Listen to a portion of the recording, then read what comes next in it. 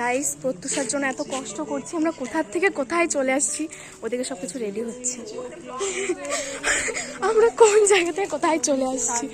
এই দেখো, এই যে এরা দুজন রেডি করছে, আমরা কোথা থেকে কোথায় চলে আসি একটু সারপ্রাইজ দেওয়ার জন্য।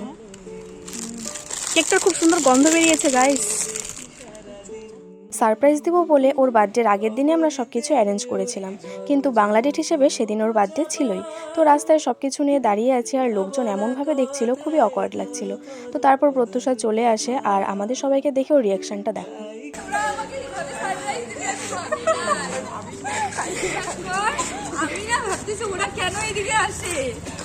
তারপরে এই তো আমাদের ছোট্ট করে সেলিব্রেশন শুরু হয়ে যায় রাস্তার মাঝেই।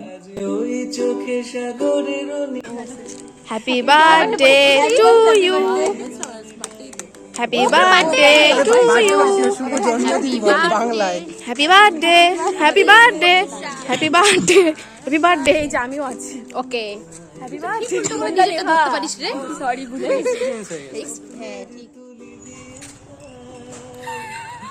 হাকার দেখা একবার কতগুলো খাইছিস, একটু হাকার, একটু হাকার। আর এটা ছিল আমাদের সবার তরফ থেকে ওর জন্য ছোট্ট একটা গিফট। কি বলো?